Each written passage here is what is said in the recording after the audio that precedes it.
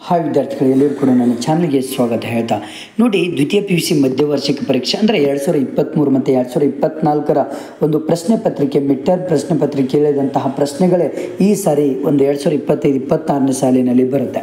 Minimum 50ರಿಂದ 60 ಒಂದು ಅಂಕಗಳಿಗೆ ಪ್ರಶ್ನೆಗಳು ಬಂದೇ ಬರ್ತವೆ. ನೆಗ್ಲೆಕ್ಟ್ ಮಾಡಬೇಡಿ. ಈ ಸರಿಯೂ ಕೂಡ ನಿಮ್ಮ ಒಂದು ಪರೀಕ್ಷೆ ಒಂದು CC ಕ್ಯಾಮ್ರಾ ಅಡಿಯಲ್ಲೇ ನಡೀತಾ ಇರೋದು, ವೆಬ್ಕಾಸ್ಟಿಂಗ್ ಅಡಿಯಲ್ಲಿ ನಿಮ್ಮ ಪರೀಕ್ಷೆ ನಡೀತದೆ. ಕೊನೆವರೆಗೂ ನೋಡಿ. ಈಗಲೇ ಇಷ್ಟು ಎರಡು ನಾನು ಇವತ್ತು ಹೇಳಿದಂತಹ ಒಂದು 2 ಪ್ರಶ್ನೆ ಪತ್ರಿಕೆ ಕ್ವಶನ್ಸ್ ಪೇಪರ್ಗಳನ್ನು ನಿಮಗೆ ಕರೆಕ್ಟಾಗಿ ನೀವು ಸ್ಟಡಿ ಮಾಡಿದ್ದೆ ಅದರಲ್ಲಿ ನಿಮ್ಮ ಮಿಡ್-ಟರ್ಮಲ್ಲಿ ಅಬೌವ್ 70 ಮಾರ್ಕ್ಸ್ ತೆಗೆದುಕೊಳ್ತೀರಾ. ಓಕೆ, ಬನ್ನಿ ಹಾಗಾದರೆ ಮಲ್ಟಿಪಲ್ ಚಾಯ್ಸ್ ನೋಡ್ತಾ ಹೋಗೋಣ. ಸಿಂಧು ಪ್ರದೇಶದ ಜನರನ್ನು ಸೂಚಿಸಲು ಹಿಂದೂ ಎಂಬ ಪದವನ್ನು ಬಳಸಿದವರು ಯಾರು? ಸುಕನ್ಯಾ ಸಮೃದ್ಧಿ ಯೋಜನೆ ಜಾರಿಗೆ ಬಂದ ವರ್ಷ ಯಾವುದು? ನೆಕ್ಸ್ಟು ಬ್ರಹ್ಮ ಸಮಾಜದ ಸ್ಥಾಪಕರು ಯಾರು? ಹಾಗೆ ಜಾಡು ಮಾಲಿಗಳ ಪುನರ್ವಸತೀಕರಣಕ್ಕಾಗಿ ಸ್ಥಾಪಿಸಲಾದ ಸರ್ಕಾರೇತರ ಸಂಘಟನೆ ಯಾವುದು?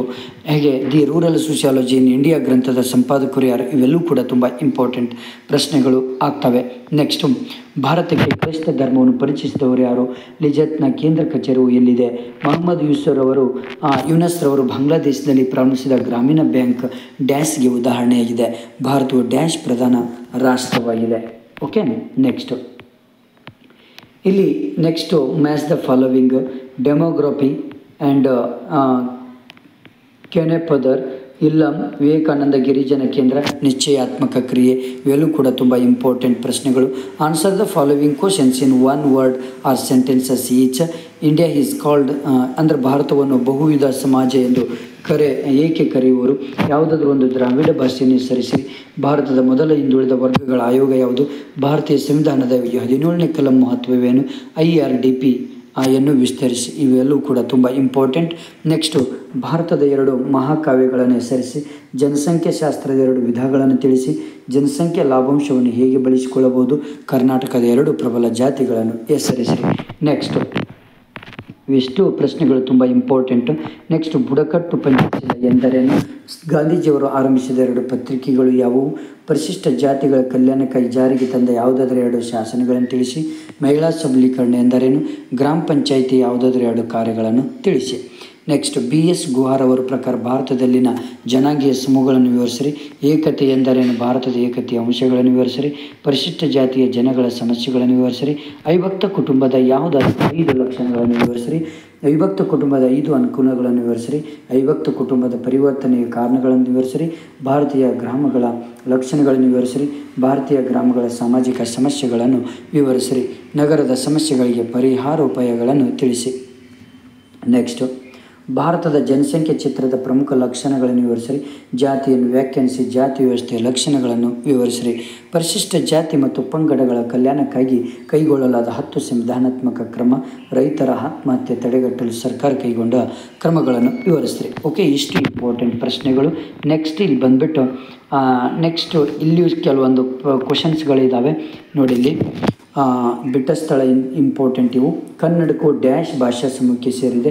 ಭಾರತದ ಮೊದಲ ಹಿಂದುಳಿದ ವರ್ಗಗಳ ಆಯೋಗದ ಅಧ್ಯಕ್ಷರು ಯಾರು? ಭಾರತದಲ್ಲಿ ನಿಶ್ಚಯಾತ್ಮಕ ಕ್ರಿಯೆಯು ಡ್ಯಾಶ್ ರೂಪದಲ್ಲಿದೆ. ಅವಿಭಕ್ತ ಕುಟುಂಬವನ್ನು ಮಹಾಮನಿ ಎಂದು ಕರೆದವರು ಯಾರು? ಇದು ಕೂಡ ತುಂಬ ಇಂಪಾರ್ಟೆಂಟ್. ಕಿಶನ್ ಗರ್ಹಿ ಗ್ರಾಮವನ್ನು ಅಧ್ಯಯನ ಮಾಡಿದವರು ಯಾರು? ಇವೆಲ್ಲವೂ ಕೂಡ ತುಂಬ ಇಂಪಾರ್ಟೆಂಟ್. ನೆಕ್ಸ್ಟು ಹೊಂದಿಸಿ ಬರೆಯಿರಿ. ಭಾಷಾ ಸಮೀಕ್ಷೆ, ಜನಾಂಗೀಯ ವರ್ಗೀಕರಣ, ಸುಲಭ್ ಇಂಟರ್ನ್ಯಾಷನಲ್, ತವಳಿ, ರಿಮೈಂಡರ್, ವಿಲೇಜ್ ಇವು ಕೂಡ ತುಂಬ ಇಂಪಾರ್ಟೆಂಟ್. ನೆಕ್ಸ್ಟ್ ಭಾರತದ ಯಾವುದಾದ್ರೂ ಒಂದು ಪ್ರಾಚೀನ ಹೆಸರನ್ನು ತಿಳಿಸಿ. ಆ್ಯಂಡ್ ಬುಡಕಟ್ಟು ಪಂಚಶೀಲವನ್ನು ಪ್ರತಿಪಾದಿಸಿದವರು ಯಾರು? ಗ್ರಾಮೀಣ ಸಮುದಾಯದ ಯಾವುದಾದ್ರೂ ಒಂದು ಲಕ್ಷಣ ಬರೆಯಿರಿ. ಇವು ಕೂಡ ತುಂಬ ಇಂಪಾರ್ಟೆಂಟ್ ಪ್ರಶ್ನೆಗಳು. ನೆಕ್ಸ್ಟ್ ಏಕತೆ ಎಂದರೇನು? ಡೆಮೋಗ್ರಫಿ ಎಂಬ ಪದದ ಉತ್ಪತ್ತಿಯನ್ನು ಬರೆಯಿರಿ. ಕರ್ನಾಟಕದ ಯಾವುದಾದ್ರೂ 2 ಪರಿಶಿಷ್ಟ ಬುಡಕಟ್ಟುಗಳನ್ನು ಹೆಸರಿಸಿ. ಜಾತಿ ಪದ್ಧತಿಯಲ್ಲಿ ಬದಲಾವಣೆ ಕಾರಣವಾದ 2 ಸಮಾಜ ಸುಧಾರಣಾ ಆಂದೋಲನಗಳನ್ನು ಇಲ್ಲಿ ಹೆಸರಿಸಿರಿ. ನೆಕ್ಸ್ಟ್ ಗಾಂಧೀಜಿಯವರು ಆರಂಭಿಸಿದ 2 ಪತ್ರಿಕೆಗಳು ಯಾವುವು? ಹಾಗೆ ಸೂಕ್ಷ್ಮ ಹಣಕಾಸಿನ ಯಾವುದಾದ್ರೂ 2 ಲಕ್ಷಣಗಳನ್ನು ಬರೆಯಿರಿ.